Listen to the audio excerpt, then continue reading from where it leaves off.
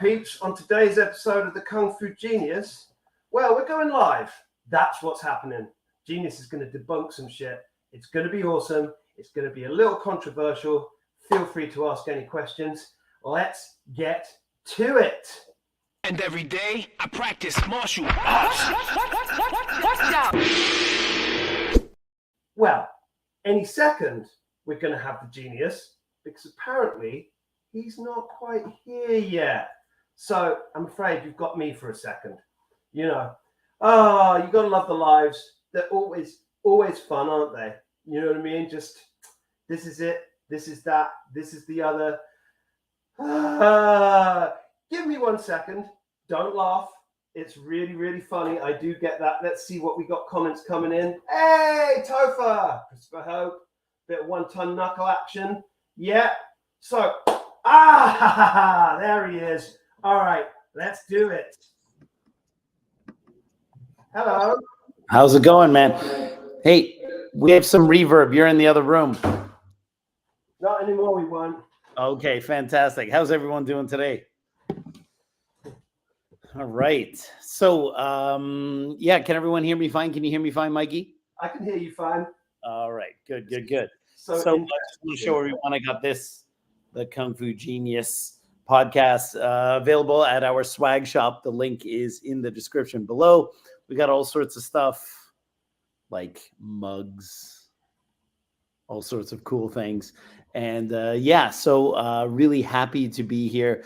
We recently did an episode it's the episode that came out last week. And that episode, I talked about the triad connection and Shaolin, because it was one of our Patreon questions. And the episode is done really well, but it brought up a lot of questions about this whole historicity of Shaolin and all these myths and stuff. And so I wanted to talk a little bit about more about these things in detail to kind of maybe give people another reason to be a little bit more skeptical about these kind of things. It's not at all my goal to tell people that their favorite superhero doesn't exist, or to tell people that maybe some of these great stories are not exactly accurate as people would like them to be. But I think we can start a little bit of a conversation in terms of this stuff. As most people know, so let's talk a little bit about the basic history, the basic story of the Shaolin Temple as most people believe it. So according to most standard histories, and I have a couple of really good books on the Shaolin Temple. I have Mir Shahar's book on the Shaolin Temple, which was recommended by some of our listeners, and also have the another one about Chinese martial arts, Peter Lorsch. I think those two are probably the most academic of all of them, because all of these kind of kung fu books back here, all the different styles and Shaolin and stuff, they're just going to tell you the myth, and they're going to perpetuate that myth and say that myth as if it's fact, that there is in fact no discernment between the tales that they're spinning in their books and what actually happened in real life. And so I'm here to kind of say that maybe we should look a little bit more closely at these things that people just accept as fact because it's written in a kung fu book. When it comes to history, as many listeners of the podcast know, in the recent year, I've gotten kind of a little excited about the topic of history and started to study historical methods, because I feel that there's no one in Chinese martial arts who really applies any kind of proper historical methodology to anything related to the history of Wing Chun or Shaolin, or even more contemporary stuff like Grandmaster Yip Man. You have people who call themselves historians, and you have people who call themselves encyclopedias of Wing Chun or whatever, but really what they're doing is they're using standard textbook confirmation bias to confirm the style that they want to teach in their school as being the most authentic or whatever. And they are not really going deeply into whether these things are actually historically accurate.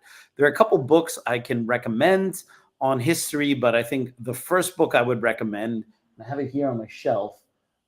It's called The Historian's Fallacies. Okay, so if you want to even get a bare bones minimum, history 101, you should read this because it discusses the common mistakes people make, but these are the mistakes that high-level historians make. And if the high-level historians are making those mistakes, you sure as shit are making those mistakes too. And there's a lot of interesting things in there. Like, for example, one of the common things people do is when they think about history or something that had happened in the past, they project the modern day social mores, the modern day attitudes, the modern day feelings about things, and they project these attitudes onto people or cultures, maybe even thousands of years in the past.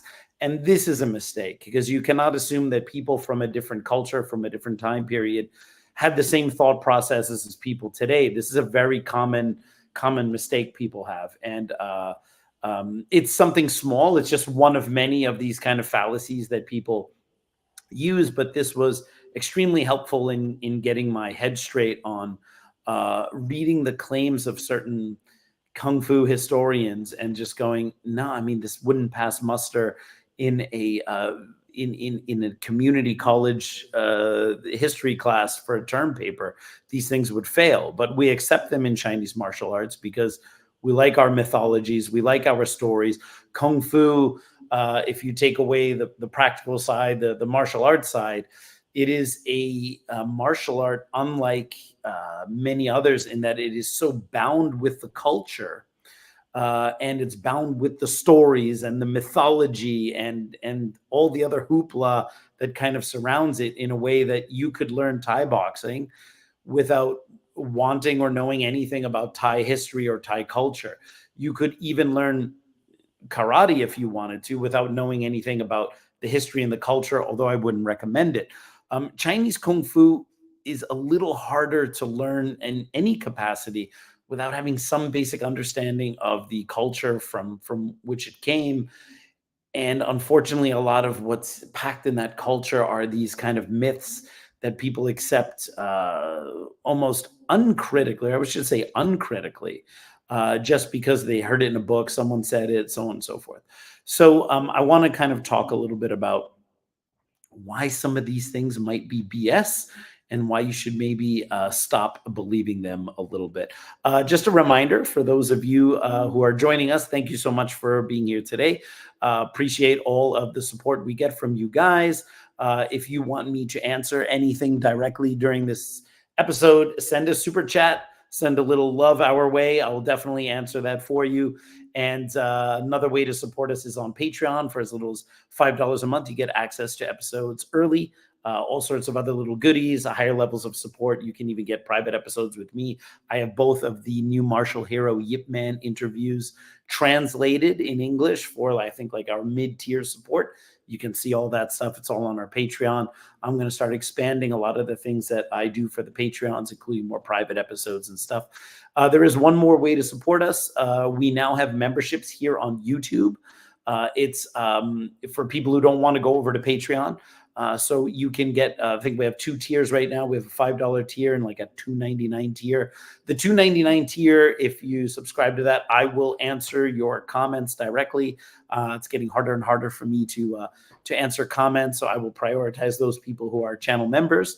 And for the $5 one, if you have ideas for episodes or questions you want me to answer on a KFG episode, at that tier, you'll get like a special highlight, and I will definitely take that into consideration. So anyway, let's talk a little bit about some of the history, some things we know, some things we can't know. So when it comes to the history of Chinese Kung Fu, it is really difficult to say anything for certain because a majority of the styles that are very popular nowadays, Hong Ga, Choi Lei Fut, Wing Chun for sure. These styles are a lot newer than people would like them or would like to believe. We have this idea maybe from these more ancient Kung Fu movies like Hero or the movies that take place in a beyond the Ming dynasty, that kung fu is this thing that's just been established for thousands and thousands of years. Barehanded fighting and fist fighting on all these forms and stuff. And there's really not a whole lot of evidence to suggest that many of the styles that we practice nowadays are really with the names that we use and the forms and all these kind of things, that these are really a lot more modern than people would like them to be. These are not 1,000-year-old traditions that have been passed down with zero with inerrant transmissions over thousands and thousands of years. These are a lot newer than people would like to think. When it comes to the history of martial arts and fighting in general in China, I think the one thing that people don't look at enough is just look at a map of China and look at the sheer size of China and all of its borders. And then imagine that for thousands of years, not only did China have a governing problem, that China itself was so big that without modern communication, it was very difficult to really have a centralized government that can control this extremely large landmass, because you have all these different people in these different pockets. And, these people are kind of warring with these people. You have the various states. In fact, in some of the dynasties, you even had the warring states period where they're all fighting against each other. So you had internal civil strife within China. And with that huge border, you had tons of people trying to come in from the outside. So China, due to its size and due to things like the divine right of the emperor, the divine mandate, the heavenly mandate, where if things went well, they thought God was on your side. If things didn't go well, then the God doesn't like the emperor, so they would get rid of him. You're basically at the whim of whether there was a flood or some major catastrophe in terms of how stable the government was. So you had fights from within the various states, and then you had constant invaders coming from the outside. So China has had to protect a very large border for a very long time.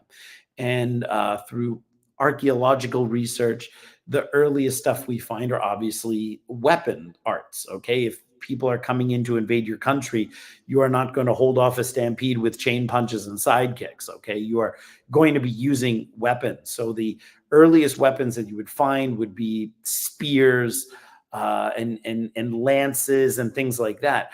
And that stuff goes back reliably to about the Western Zhou period, so 1799 to maybe 770 or something like that, which is ancient compared to American history, but it's not entirely ancient compared to Chinese history.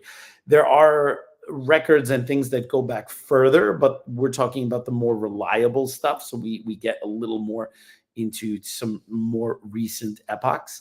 So we have, archaeological finds of spears and things like that, and all this type of weapons fighting that you would use to keep people from coming in your country, or people from other states coming and trying to attack you. The earliest records of fist fighting are not from the Shaolin Temple. So the idea that Chinese martial arts originated in the Shaolin Temple is already completely at odds with the historical record, with the archaeological tale of the tape, so to speak. In the Western Han dynasty, which was about 2006 BC to about 24 AD, that's where you have the earliest records of barehanded fighting, called Bak Da. Bak is actually white ba's fighting, but it means clear, like empty-handed fighting. And that was probably, to no shock, wrestling. Okay, it was the earliest one. It wasn't punching and fist fighting. And for the most part, that would be in the upper classes, in the nobility, because they had the upper class and the nobility were the ones that were privileged enough to train in any kind of barehanded style of martial arts. And the poorer people would probably be fighting each other with basic weapons. They wouldn't have had access to learn these kind of higher martial art techniques. And already by this time, the 206 BC to 24 AD. We have records of the Bakdaf, the wrestling.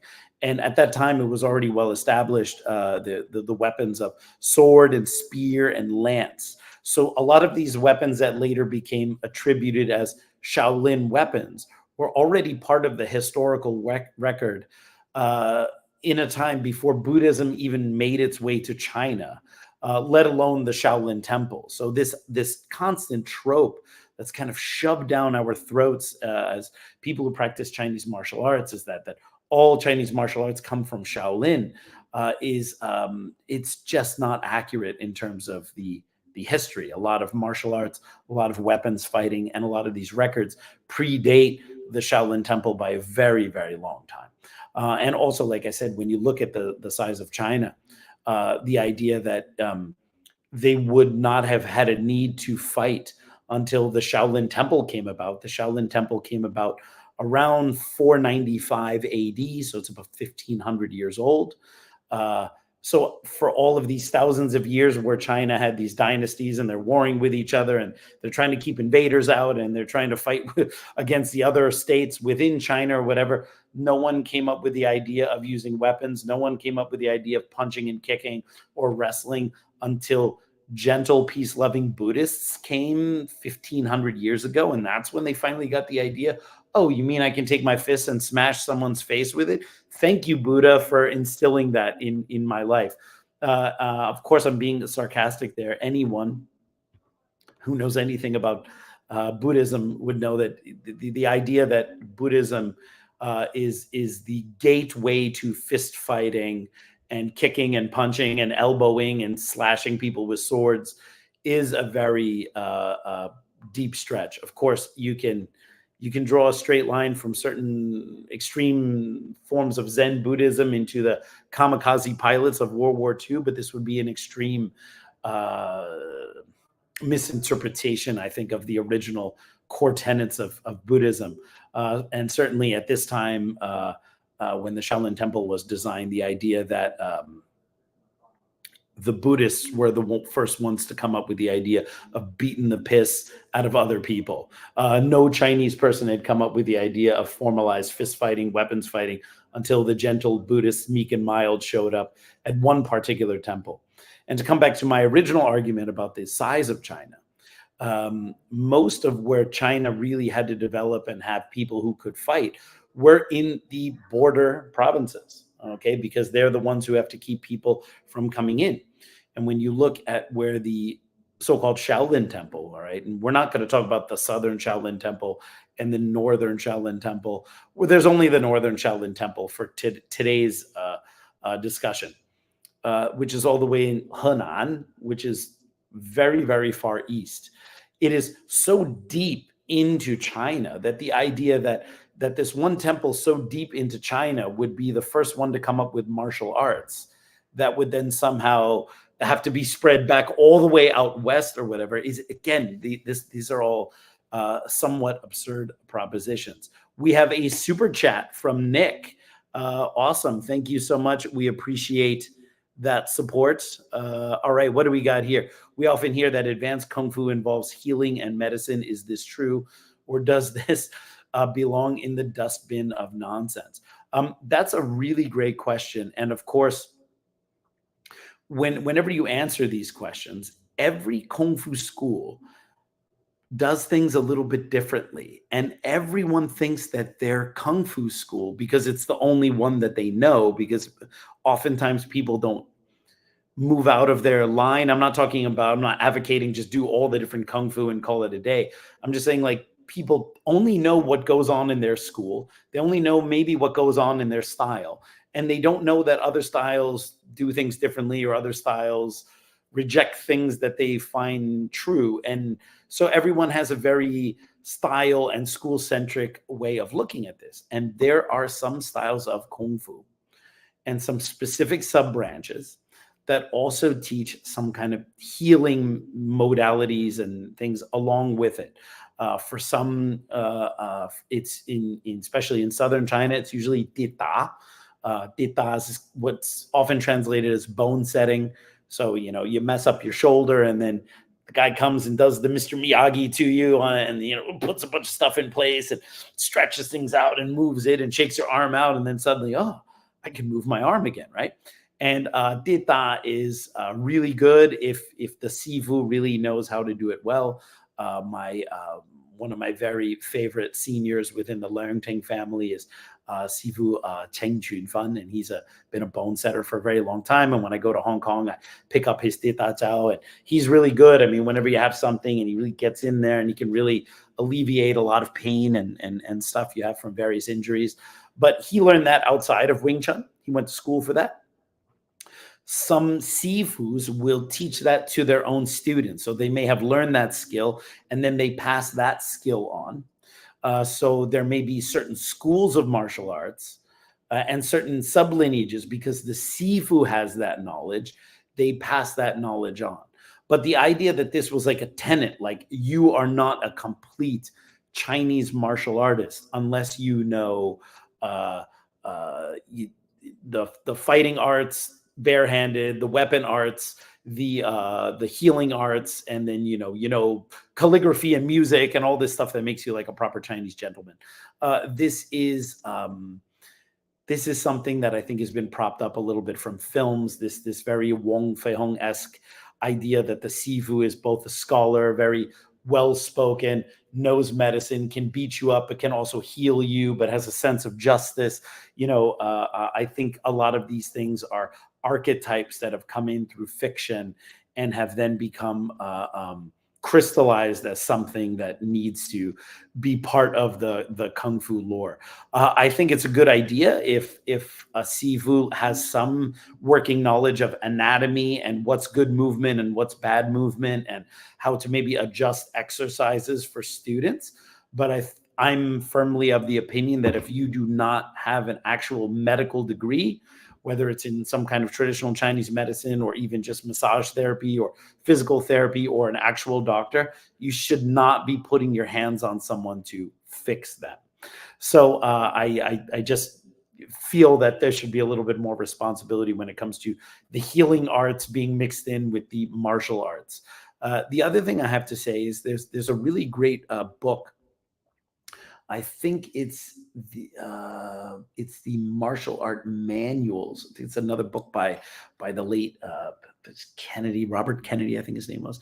And he talked about this thing that we have nowadays about martial arts being connected to certain philosophies like Taoism or Buddhism. Okay, so you have Taoist martial arts, which come from Wu-Tang Mountain, and these are things like Tai Chi or any kind of these internal martial arts where you're using your internal power and your movement and your mechanics to push people and pull people and impress your friends and all that.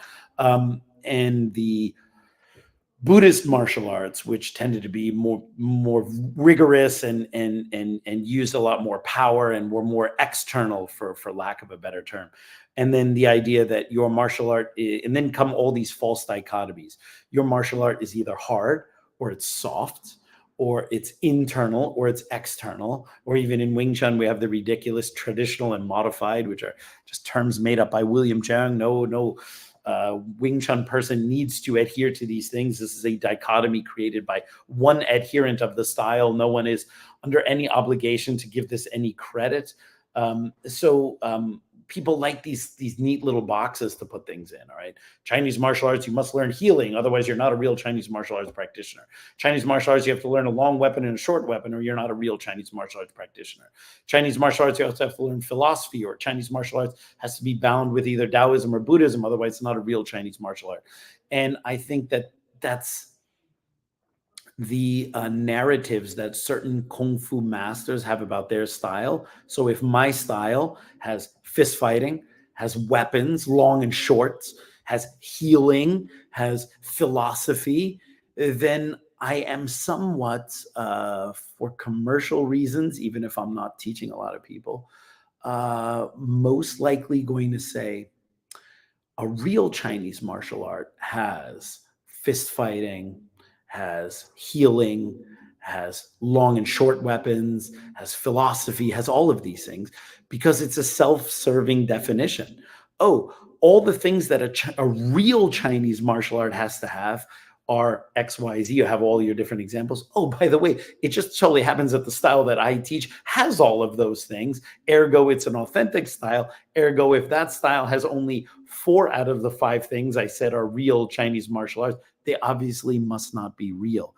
You cannot take out of the equation how much of what is proper in Chinese martial arts and what is correct and authentic and what a real Chinese martial art needs to have is a self-serving definition by a particular style to stigmatize other styles that don't have that.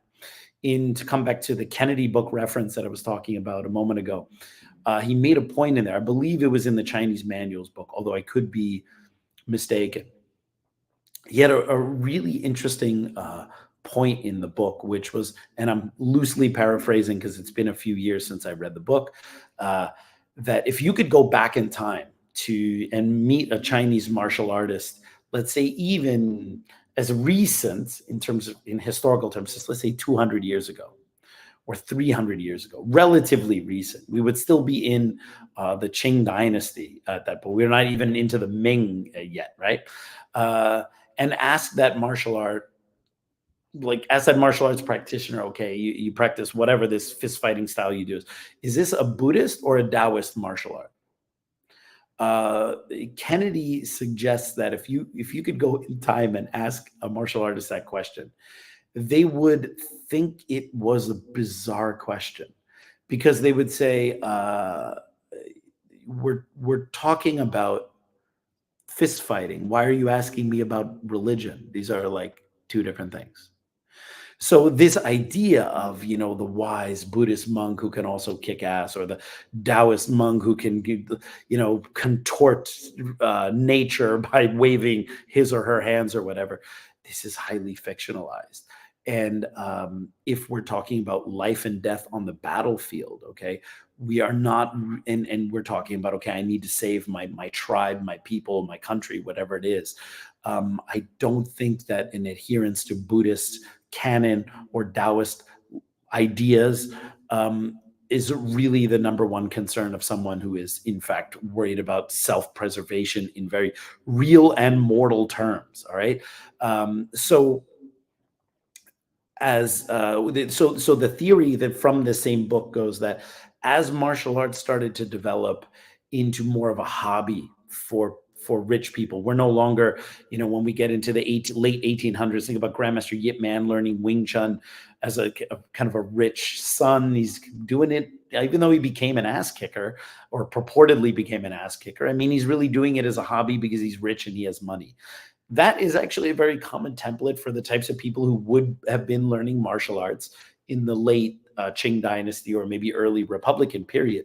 People who, usually a male, but their father has some money and can pay for this kung fu instructor to teach you this form and these weapons and all this stuff, which will make you strong and powerful. On top of you going to school and studying and all that, you become this well-rounded Chinese a gentleman who can kick ass and is learned and all this kind of stuff. And so the theory goes, I don't know how, if this is substantiated or if it can be, these sifus who want to sell their kung fu teaching to these rich fathers for their sons, of course, it's much more appealing when it's not just, I'm not just going to teach your son punching and kicking, but I'm going to teach your son how to be strong internally, and how to flow with nature, or become one with Buddha, or how to calm down or become a moral, upright gentleman, right? And so this idea of then anchoring somewhat religious philosophy, somewhat maybe secularized just to the points of being a good person, rather than necessarily any kind of belief, became quite attractive, because then I'm not just teaching punching and kicking. I'm also teaching, your son to be an upright and upstanding gentleman, right? So that then seems to be maybe one of the anchor points where martial arts suddenly became Taoist and Buddhist and so on and so forth. There's another book by Peter Lorge, which I mentioned earlier, that has a slightly different take on this dichotomy here. One thing we can't forget is that Buddhism is not Chinese. All right. Buddhism is originally Indian, and it came to China and established itself through various temples, the Shaolin Temple just being one. Shaolin Temple wasn't the only Buddhist temple in China. It was just one specific sect of Chan Buddhism, because it was founded by Bodhidharma. That already all that stuff gets a little dodgy. And so there was a little bit of, according to Peter Lorge, inherent racism among the Chinese about what was their own arts and what was a foreign art. And the interesting thing is that this dichotomy and this kind of stigmatization still exists today. So you can see, for example, when we talk about hard and soft, okay, which is already why would one think that an entire culture's martial arts has to be thrown into two boxes? Why does it have to only be this or only be this? Why can't it be a little this, a little that? Why can't it be something that rejects those two definitions? Why is it always so necessary to put these things into boxes? Well, from a historical perspective, the Taoist martial arts, things like Tai Chi, okay, all this in internal martial arts, about Xing Yi, all these the Yi thing where you're going around Yi Jing Bagua, all this kind of stuff, right? Taoism is Chinese, so it's their own homegrown philosophy. All right, although it's not a religion, it's their own homegrown philosophy. Buddhist or martial arts that developed supposedly in the Shaolin Temple or came from the Shaolin Temple or whatever, those are external, those are hard, but they're also foreign because they have Indian influence. And you can see now, and Peter Lorge talks about this in his book, that that's the stigma.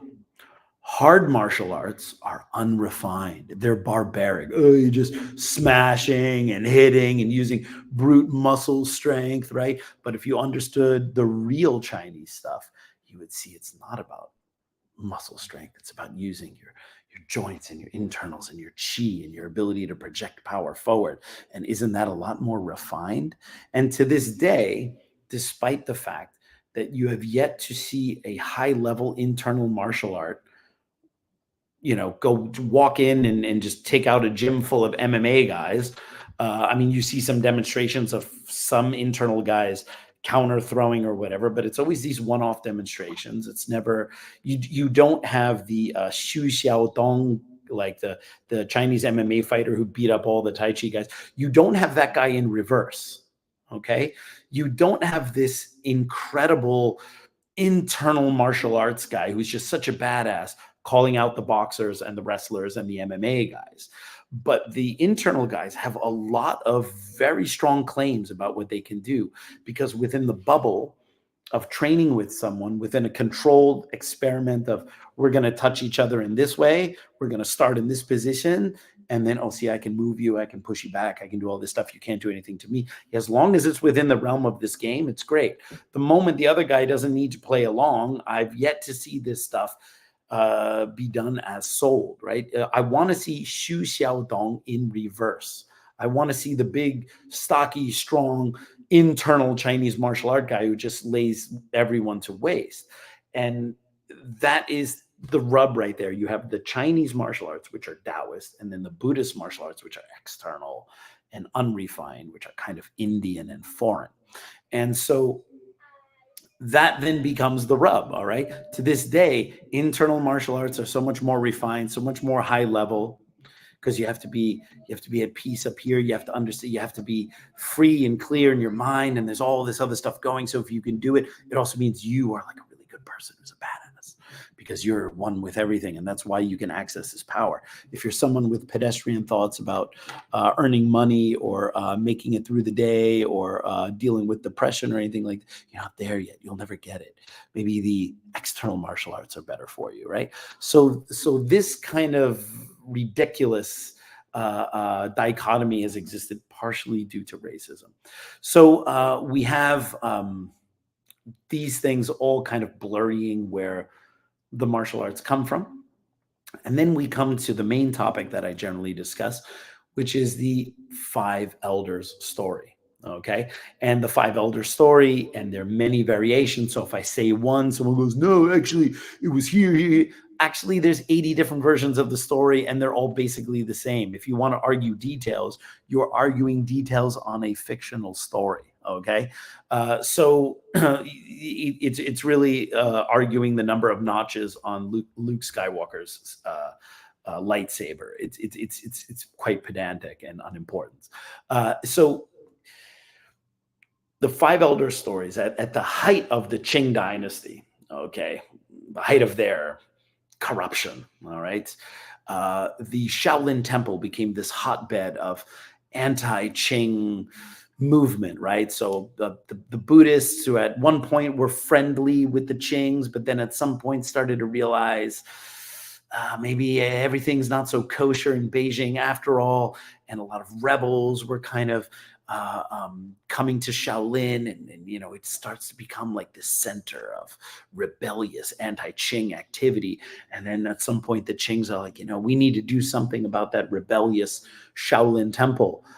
So why don't we, you know, send or plant a traitor, Ma Lingyi, into there to, you know, be either like a lay disciple or a shaven disciple and mix in with them. And then when no one is looking, burn the Shaolin Temple and kill all the dudes inside, which is like, and you couldn't just burn the temple without there needing to be a traitor in there. You couldn't just send your Qing forces to surround the temple and pelt it with flaming arrows. I mean, again, if a story, it's another historian's fallacy. If a history of something sounds like a story, like a fairy tale, with good guys and bad guys and hidden motivations and all this kind of stuff, it's most likely fiction. Because history, actual history, if you read a history, I have tons of books here on history in different styles, and also world history and all sorts of stuff. If you read a history account about anything, World War II, whatever, it doesn't read like narrative fiction. But almost all Chinese Kung Fu history is written as narrative fiction. And yet no one bats an eyelash about that. No one goes like, oh yeah, that's totally legit. All other histories are written in a normal timeline fashion with all the different characters and what happened and so on. But Chinese Kung Fu is always like, once upon a time, there was a beautiful maiden named Yim Wing Chun, blah, blah, blah. And you can say, well, maybe it's a real story that's just told in a fairy tale, but where is the actual historical account of this with evidence? It does not exist. There's some convenient things when it comes to Chinese martial arts. You know, many sifus were not even literate, so they couldn't write, so this stuff wasn't written down. Okay, great. Not great for knowing the real history, and also convenient for people to write any kind of bullshit and then say somehow, yeah, well, I mean, could be true. You wouldn't know. So the temple was burned, and the only ones who escaped were these five elders. All right. Okay. Because we all know that when a temple is burning, when you're in an extreme situation where there's fire and all this kind of stuff, it's the old people who usually make it out, right? It's not the young guys who are spry and can go out of there, right? Oh, but of course there were Buddhists. They probably sacrificed themselves. For everything you would say about how the story is fishy, there's always apologetics. Yeah, but you don't understand, the young Buddhists would naturally have sacrificed themselves because you know this, right? Or you're just pulling it out of your ass, all right? So it's everything that justifies this stuff is always pulled out of someone's ass. So if you have the chance, this book is available as a PDF online. All right. I actually got a printed version of it, but this is like a printed version of the PDF that's available online. And if you, I'll put the title up here a little closely. This is like a odd transliteration. It should be this Tien is like Tin, all right, which is like heaven. Ti should be Day, and it should be Wui. So it's Tin Day Wui. Tin is heaven, Day is earth, Wui is association. The Hung League, where names like Hongar and stuff originate from, and this is the Heaven and Earth League, secret society within China. And this was written by Gustav Schlegel in the 1800s, and he was a sinologist who studied Chinese culture and Chinese history, and they gave him basically all of these triad texts, and he had the chance to translate it, and it's all in here. And surprise, surprise, the original triads, who, by the way, were anti-Qing resistors, they were fighting the Qing government, right? They are the first ones to have that Shaolin Temple story in here. And for them, the 5 elders escaped the burning of the Shaolin Temple, but then what they did is found these 5 lodges, all right, or 5 flags, which would later become the modern day triads. And, you know, these 5 lodges, they all each did something different in fighting the Qing government, right? So this story was then later taken and plagiarized by Kung Fu people. And rather than these 5 elders founding these 5 different lodges of an anti-government rebellion, they founded these 5 different fields or families or streams of Chinese martial arts. So it's just copy and paste, change the names a little bit so they don't know you copied my homework, and boom, we now have an origin story. And as I said before, and it just needs to be repeated, the Kung Fu Shaolin 5 Elders story is a plagiarized story of a fictional, fake, false flag story, okay? So it is completely a non sequitur to think that there's any kind of historicity in there. Yes, Billy Mandalay, I see there in the comments. Both triads and police revere Guanggong. Yeah, this is true. I made this observation myself. When you're in Hong Kong, the police, they usually have, I have a Guanggong over here in my house, and the General Quan, they're usually praying to General Quan. And the triads also pray to General Quan. And so it's interesting, the police and the gangsters pray to the same God, right? Okay. If you look at that through a modern day lens, perhaps it's more understandable. But it's also because Guanggong and the story of General Quan is about loyalty and brotherhood. So triad gangsters believe that loyalty is the most important thing. That's how most mafia and gangs work, on an honor code, loyalty. If you defy I think when you join the triads, one of the things you need to say is, if you betray any of your brothers, may you die by 1,000 cuts or something like that. If you want to hear some of that, you should watch the I think it's a 2006 Hong Kong film called Election, which is a very realistic depiction of triad induction ceremonies when someone becomes a triad, and all this stuff goes back to Guanggong and goes back to the Shaolin Temple. So the triads, the modern day gangsters, the modern day thugs, and the Chinese mafia trace their lineage to the Shaolin Temple. And so do Kung Fu people, because they're copying the same story, but it's not real on either side. And of course, in the police departments, because loyalty and brotherhood are very important for police officers, they also pray to Guanggong. So yes, both the gangsters and the cops worship the same deity. Talent Bong says, strangely enough, I tend to view the Shaolin Yi Jin Jing as internal. Yes. And that is another problem with the Yi Jing Jing, or Yi Gan Geng in Cantonese, is that this is supposedly this type of internal training that was created by Bodhidharma, because one of the many origin stories is when Bodhidharma visited the Shaolin Temple, coming from India to China, he noticed that the monks could not meditate for a long period of time, right? And if you want to become, if you want to separate the mind-body dualism, you want to make sure you want to become one and realize that there's no thinker in the thought, it is the same. You may need to sit for a long time to figure that out. And in order to sit and meditate for a long period of time, you have to have a body that's supple. And to a very large extent, that is what the original yoga tradition from India is. It's to be bendy and flexible and comfortable in all sorts of different positions, so you can meditate for a very long period of time. So the yoga was not the end in itself. Yoga was a type of training so that you could meditate longer. And so when Bodhidharma saw the Shaolin monks falling asleep during meditation, keeling over, unable to stay perhaps in a kneeling position for too long or in a seated position, that he decided to give them a series of exercises to cultivate internal strength and to cultivate breathing and a more supple body. And from that, Shaolin Kung Fu was developed. When you actually listen to the Shaolin story, as they say it, it's like, okay, so this guy from India came, he taught some Chinese Buddhist monks how to breathe and stretch and all that kind of stuff. And then a few steps later, they're fighting. It's like there's a missing step in there. Like, how do you go from things that are probably much more like yoga breathing exercises to smashing someone's face with your fist, right? And the supposed qigong that he taught them was this yikan, right? Which obviously is a very internal thing, which kind of goes against what I just said about the Buddhism thing being more external, except that historically this yi jing jing, this yikan predates the Shaolin Temple.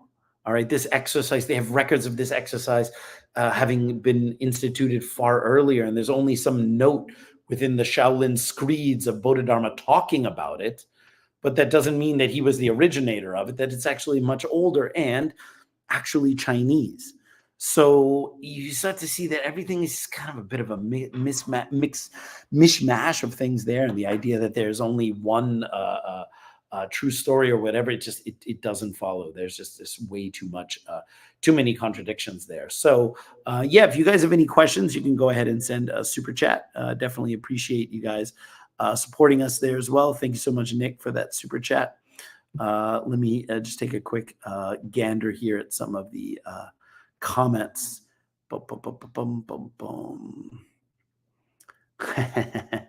Lots of really funny stuff. So do I mean Kung Fu Hustle and Shaolin Soccer are not documentary films? Yes, in fact, they are not documentary films. Although Shaolin Soccer and Kung Fu Hustle are probably more historically accurate than some Kung Fu books that claim to tell the real history. Master Segal taught Yim Wing Chun the front kick and Chuck Norris taught her the side kick. Get over it. Yeah, I cannot dispute facts like that. That definitely seems to be the case there. My grandma was a folk bone setter, nothing to do with Kung Fu fighting. Okay, I'll leave it at that. Healing and fighting, I think it may have coexisted due to how injuries would need to be treated during training and or in combat. Yes, but probably by the qualified medical professionals at that time. The idea that this person had to be one and the same. I'm still looking for actual evidence of that, right? Okay. Chinese martial arts training manuals. Yes. Historical. Brian Kennedy. Yes, not Robert Kennedy. Yeah, that is a fantastic book. Is my shotgun Catholic or Baptist? As for, okay. So let's see here. What else we got? Yeah. So, it's funny when I bring this stuff up in the podcast because that tends to be a more controversial topic than talking about Bruce Lee's drug use half the time. It's like, wait a minute, what do you mean that these fairy tales, then these very clearly fictionalized stories aren't true? What would that mean? How do we even have Wing Chun? And I implore you to do a couple thought experiments, okay? If it turns out that Wing Chun, let's say, keep it in our wheelhouse, because I assume many of you are Wing Chun practitioners, or at least know something about Wing Chun.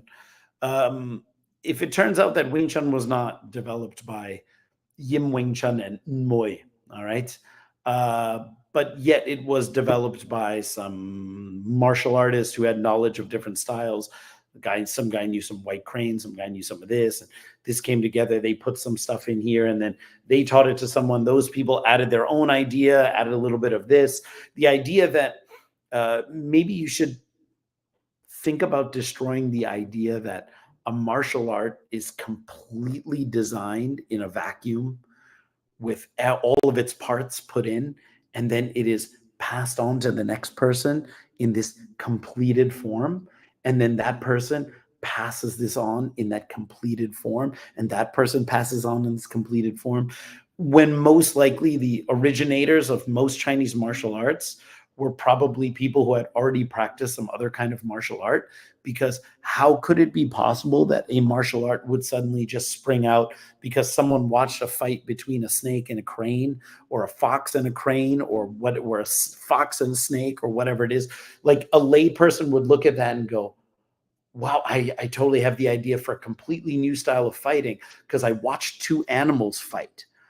And by watching two animals have presumably one fighting exchange, you have now come up with how to defend punches, how to defend kicks, how to deal with grappling, how to deal with weapons, all of this multifactorial stuff you need to think about when coming up with a fist fighting style. This really came to be because you watched two animals fight? Obviously not. There would have to be some pre-existent knowledge of martial arts. And like the Moy story, she was already a Shaolin badass, and then she witnessed the crane fighting the snake and keeping a squared up posture, and then got this idea to keep up a squared up position. Okay, so yeah, maybe someone who's a martial arts practitioner might see two animals fight and then get an idea for a new tactic. But the idea that you would whole cloth create an entire new fighting style because you saw two animals fight, not being a martial artist yourself, is ridiculous. Most of these Chinese martial arts must have been designed by people who already had pre-existent knowledge of Chinese martial arts.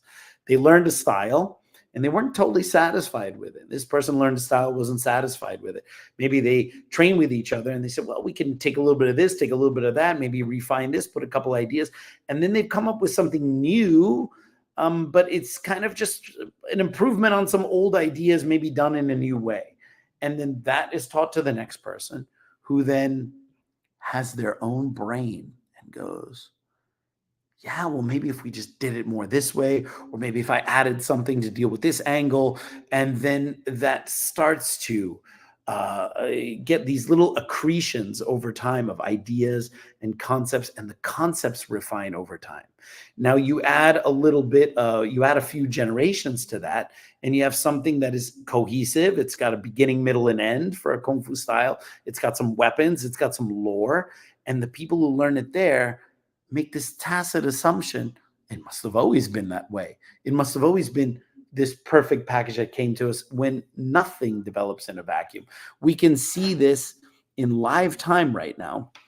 Look at Brazilian Jiu-Jitsu, look at where it was in the early 90s when Royce was fighting, and look at the level of the athletes who do Brazilian Jiu-Jitsu now. It is constantly refined and got better and changed because people are exchanging ideas and they're testing it. And meanwhile, Chinese Kung Fu is like, they wouldn't even talk to each other. And the development was really slow because no one really wanted to get together and see what would happen. The founders did that when they were piecing something together.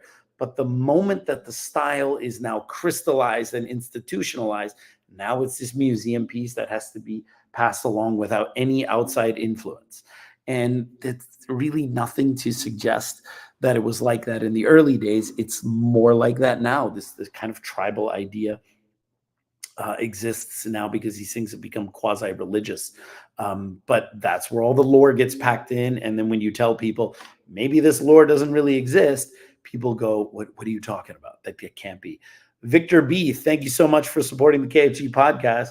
You know, when you send a super chat like that, you can ask a question. That's the whole point. That's the whole point of, oh, there we go. Any ideas of who are the persons or styles that developed Wing Chun besides White Crane? Wow. There's a lot of speculation. And the difference between me and other people out there who are encyclopedias of Wing Chun is they will say with some authority, oh, no, this is what happened. Okay. And given the lack of evidence we have, given the real, the verifiable evidence, we can say this really came from here. These are the written records. This looked like this at this time, was then mixed in with this, and this became that. All right, without multiple attested sources of this stuff coming from different angles. All right, you cannot say with any degree of certainty that this is true. This is actually what happened. You cannot do it because your claims always need to be stated in proportion to your evidence. So you can say, well, there's not actually a lot of evidence, like hard evidence, multiple sources attesting to the same thing, because sometimes people go like, oh no, a lot of people say that this is what it is, but what they don't realize is you're looking at 5 different sources that all got their story from the same guy.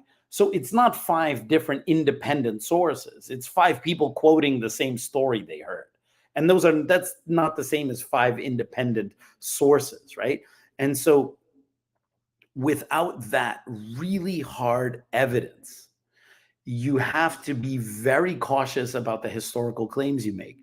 I would implore certain encyclopedias of Wing Chun, when they make historical claims, to maybe couch it a little bit more honestly and say things like, well, there's actually not a lot of independently verifiable evidence to suggest this. However, I believe there might be a connection between this thing that they're talking about and Wing Chun, because I have seen some things that lend me to believe that there might be a connection. But in terms of probabilities, because of the lack of evidence, you have to say, but there's really low probability that this is 100% factually accurate. Until we get a better picture through more independently verified and attested bits of evidence, you have to be like, well, this is what I believe, but this is not based on a strong amount of evidence. This is just the feeling I have from what certain people told me.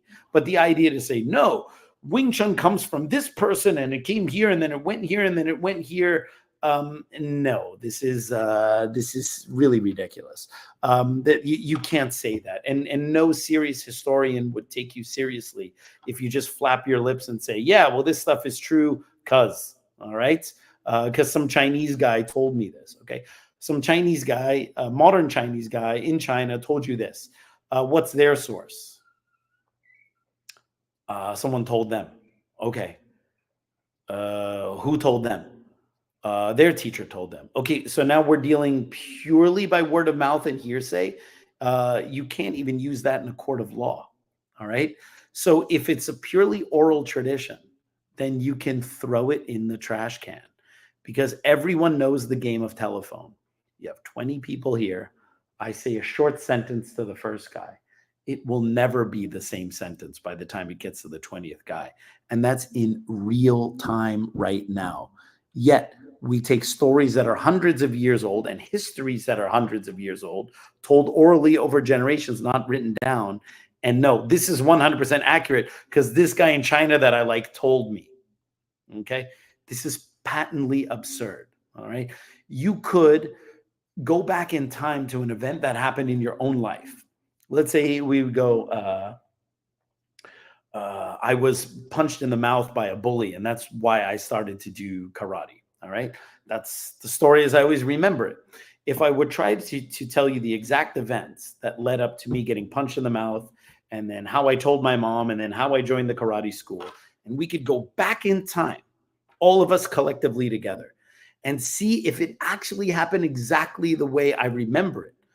Well, hopefully you would see the main beats of the story are correct, but most of the details would probably be wrong, because that happened in 1986 when I was not even 10 years old. All right. And now I'm 46. So we are not even really reliable narrators of our own story when we were there. Not to say that we get it totally wrong. You have the beats down, but were you sure, like, for example, the story, was I sure that I told my mom that day that I wanted to do karate, or did I kind of sit and kind of, sulk for a few days before I mentioned something? Was it because I saw the Karate Kid that I decided to do karate? Or did I already have an idea about karate before that? And did I actually see the Karate Kid later, or did I really see it before? I can't tell you that. But the historians in Wing Chun, they're not telling you, I'm not sure if I saw the Karate Kid first or after, or I talked to my mom right away after. They are telling you, I saw Karate Kid one day before this guy punched me in the mouth. He punched me in the mouth, and then I went right away and took. They're saying all of these things with a high degree of certainty when they cannot possibly know, because they're not even talking about their own story now. They're talking about stories told to them by someone who was told to them, who was told to them, who was told to them, who was told to them. And somewhere along the line, someone may have completely made that shit up, but they like this guy. It sounds reasonable and they go for it. And let's not forget that many of these historians don't even read basic Chinese, do not even speak basic Chinese, cannot even order tea in China. Yet you are going to listen to them 100% and say, yeah, no, this person totally knows it because they went to China a bunch of times and some Chinese people who they cannot communicate directly with, but only through a translator told them this stuff. And it's accurate because, hey, we're all good guys. We trust each other. These are nice stories. No, all right. This wouldn't work in academia. And it only gets a pass in Chinese martial arts because no serious historian has taken a look at it because no one cares. It's such a small field. But people swear because someone went to China I've been to Hong Kong 27 times. All right. And I've had lots of conversations about history. My specialty is more contemporary history, 1950s, 1960s, 1970s. That's kind of my wheelhouse. That's kind of golden era of Chinese martial arts in Hong Kong. I, know a little bit about the Shaolin stuff. It's not my specialty. There are many people out there who know a lot more, but there are not a lot of people out there who can say anything for certain. All I know is I may not know everything about the Chinese Shaolin stuff. Any serious historian on this stuff or someone who purports to be a historian could probably have picked out some little inconsistencies or inaccuracies in my Shaolin narrative. But I also admit one thing, is that, well, also no one really knows, all right? And if they're telling you that they know for a fact, now they have the burden of proof. Now they have to actually provide evidence, okay? Extraordinary claims require extraordinary evidence, okay? And something that can be asserted without evidence, like 99% of the claims of Wing Chun history and Shaolin history, anything that can be asserted without evidence can be dismissed without evidence. You're under no obligation as a Chinese martial arts practitioner to accept a story just because some charismatic dude on YouTube said it. That doesn't mean it's real. Where is the actual evidence? Where are the documents? Show us the documents, okay?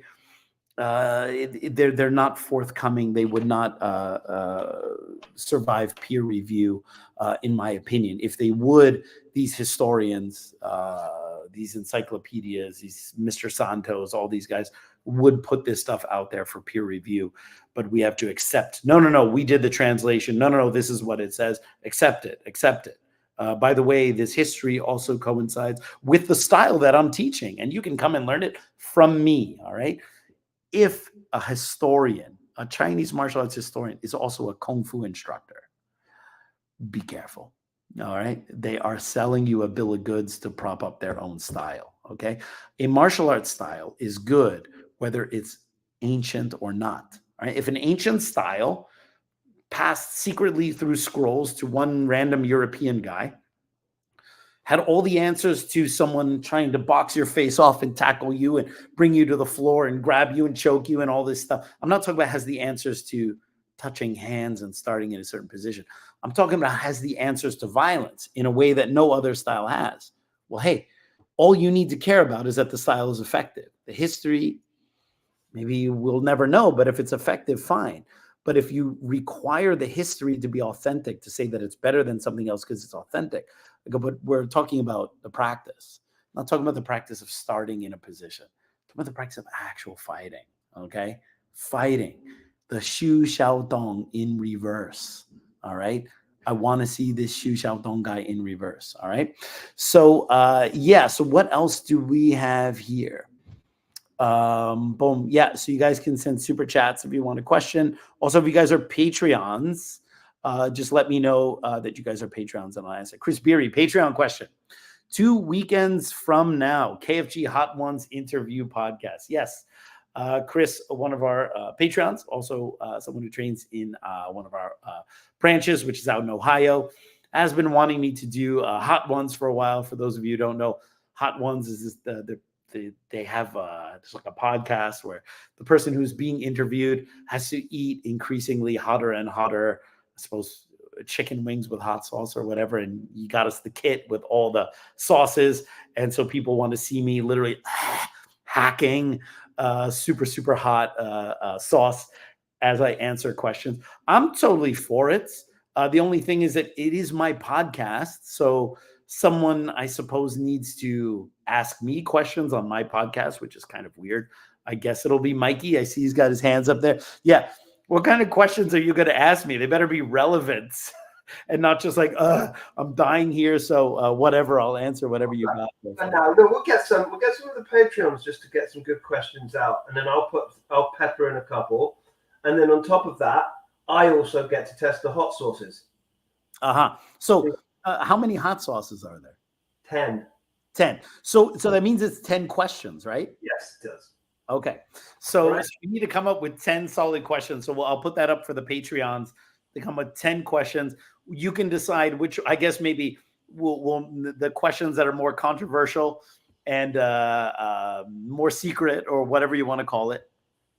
We'll have those go more towards the end of that 10. Mm-hmm. So I'm like less likely to kind of, I'm like, all right, whatever, fine. Or I don't know, maybe I'm more likely to give the goods on the earlier ones. And by the time I'm having all that hot stuff, I'm like, Shaolin's fake, whatever. Next question.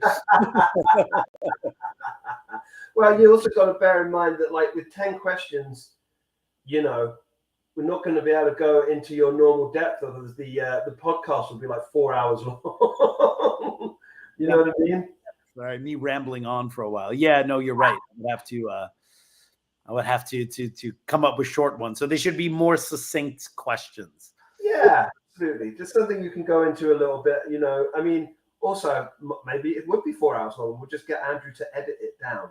That's also another thing, you know what I mean? So yeah, totally. I look forward to that. And then if it's a good format, we can. I mean, we're kind of copying what someone else is doing, right? But what is YouTube good for? But copying other people. Yim Wing Chun. Yeah, well, I would like to do it in live interviews with people. Like, so I make them eat it and then ask them questions. It's just that a lot of our interview guests are not necessarily in New York. So if you guys have some ideas on interview guests, we could do it with in reverse. And then for those of you who are on Patreon, go ahead and write on the Patreon. I'll put a post up there for the KFG hot one. So we're kind of wrapping it up here. Mikey, this one wasn't too chaotic. We're getting a little better with the lives.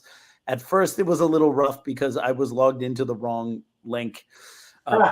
So I had the link that was on, because I'm using your computer, was like our last live stream. And it brought me back to like a dead live stream. And I was logged in, and that's why you didn't see it. So I had to go back to the new one. Yeah, incredible.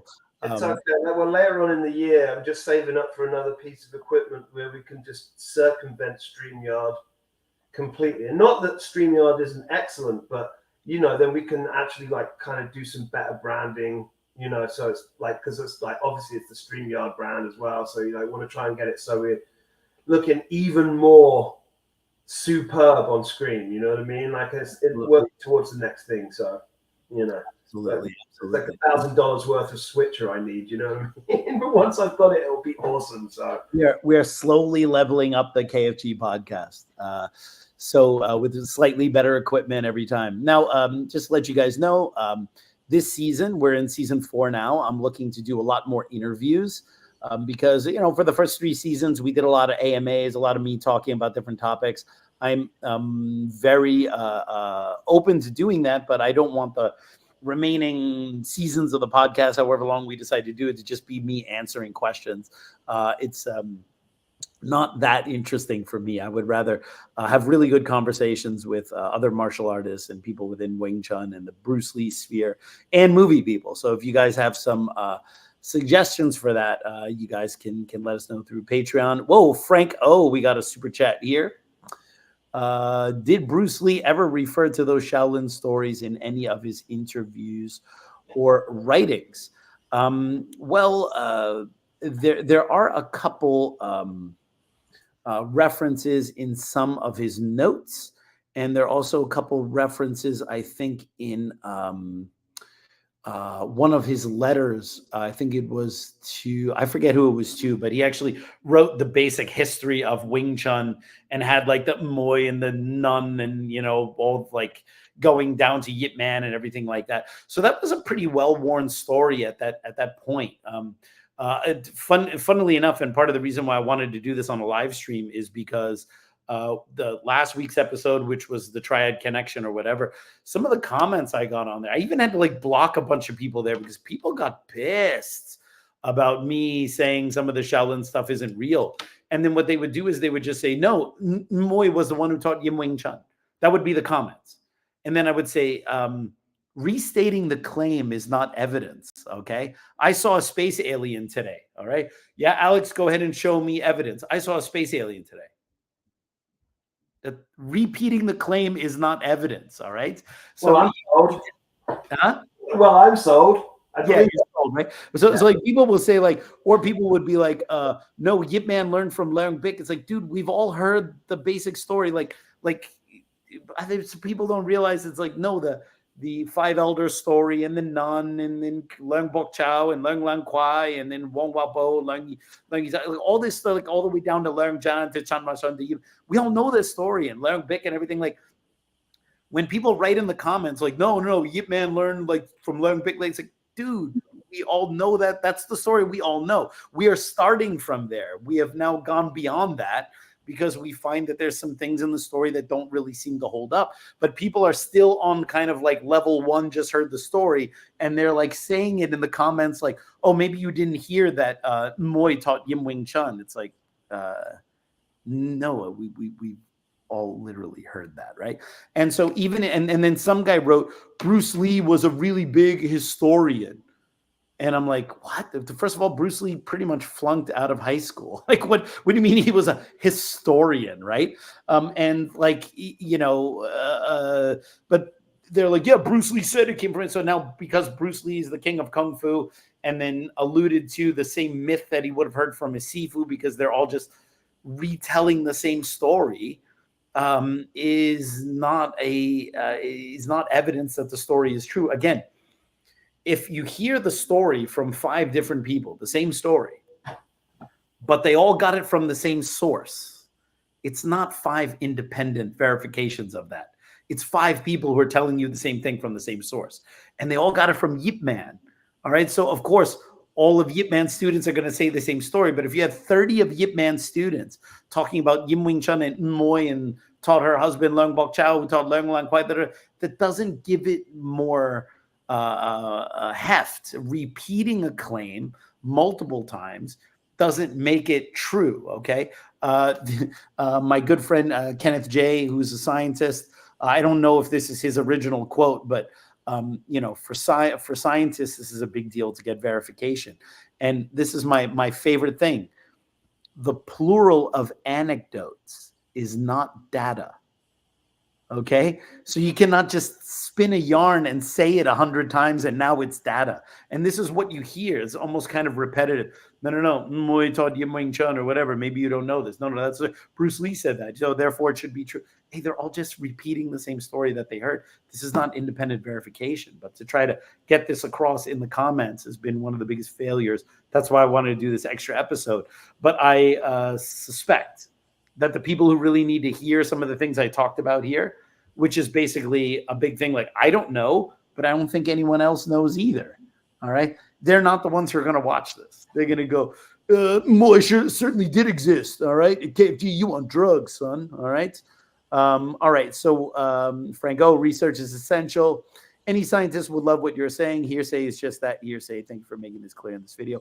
Well, thank you so much for the super chat. Really appreciate that. So everyone, thank you so much for coming out today and listening to me ramble on about history. Hopefully it wasn't too windy and nonsensical. This is internal martial arts, by the way. Okay. And I hope you guys enjoyed that. And as always, if you guys would support us on Patreon, that's the way you can get your questions answered directly on my Ask Me Anything episodes. But now, if you don't want to go over to Patreon, you can get channel memberships here on YouTube. $5 membership, and I think the other one is $2.99 or something like that. The $5 one, you can give ideas in the comments, and I will fast track that to get into an episode. So there's a way for people on YouTube, if you don't want to go the Patreon route, to get your questions answered in an AMA. And so my daughter's in the background.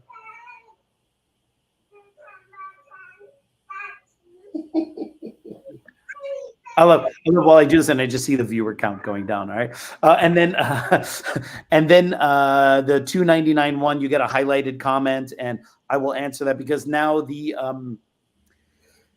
channel is a little bit too big for me to answer, and so if you're a channel member, I'll answer your comments, and if you're like the higher tiered member, that can get into an episode.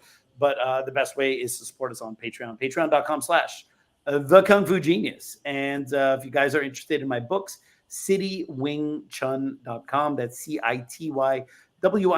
T as in Thomas, SUN.com. All those links are below. My Wooden Dummy book, all of that stuff, you can get it there. You can do online private training with me, especially if you're an instructor and you want some tips, helps with organizing your curriculum, all that kind of stuff. I'm available for online training. And I will be in Hungary at the end of April for a seminar. All that information is available on my Instagram at The Kung Fu Genius. Thank you guys so much for supporting, and I'll see you guys with a new episode next week. Take care, guys. Word is I'm a kung fu genius. Technique speaks for me, not lineage. Forget Jet Li, cause I'm the one. Many call me seafood, but to you I'm Seagung. And I produce masters. You surpassed us. Your kung fu stiffer than corpse and caskets. City Wing Chun is the house I built. Violate the gate and your blood gets spilt. Alex Richter, always the victor. Yo. End that stream, bro.